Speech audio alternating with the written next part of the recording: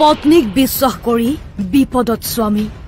মোৰ এখন দোকান আছে 17/12/2024 তাৰিখে মঙলবাৰ আছিল দিনৰ 12টা বজাত স্বামীৰ দোকানত বহি মোবাইল চাই থাকে পত্নীয়ে।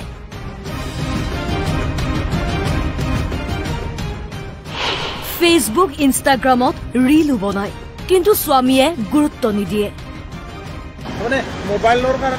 মোবাইলৰ কাৰণে ৰিল বনাই ফেচবুকতো দিয়ে। মই দোকানত থাকোঁ, তাৰে মাজত তাই মোবাইলটো হেৰি কৰে, মোবাইলটো চায়ে থাকে। মই সিমান মোবাইল মই নাচাওঁ না, তাই মই দোকানতে কাম কৰি থাকোঁ।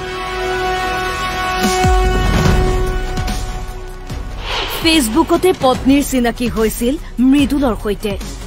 স্বামী নাথাকিলে সুযোগ বুজি দোকানলৈ পত্নীক লগ কৰিবলৈ আহে মৃদুলে। ফেচবুকত চিনাকি তেওঁ আমাৰ দোকানৰ পিনে সেনেকে নাহে, কেতিয়াবা মই নাথাক সুযোগ লৈ কেতিয়াবা আহে। এতিয়াই গম পাই আছো। মৃদুলৰ প্ৰেমত বেয়াকৈ পৰিছিল পত্নী।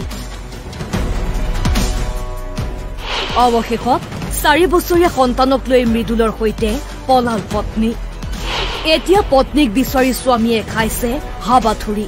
ধৰিম সি পলাই গুচি গৈছে আৰু এতিয়া তেওঁ গুৱাহাটীত নাই, বাহিৰত নাই। মানে সন্দেহ এটা যাই আছে।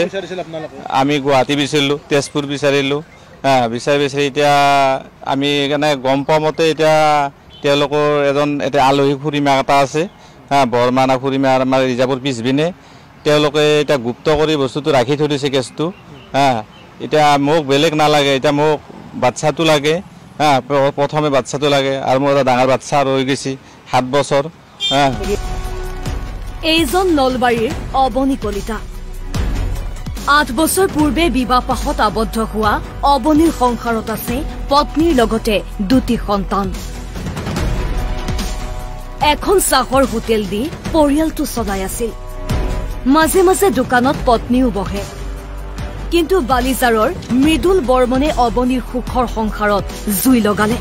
17 ডিচেম্বৰত পত্নীক লৈ পলাল মৃদুল। মোৰ নাম অৱনী কলিতা, বগা আলোকপুৰত মোৰ এখন দোকান আছে। 17/12/2024 তাৰিখে মঙলবাৰ আছিল দিনৰ 12টা বজাত। মাজু বোৱাৰী হয়।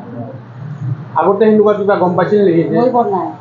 মই একো গম পোৱা নাই আৰু তুই বেছি মোৰ বিশ্বাস নাই।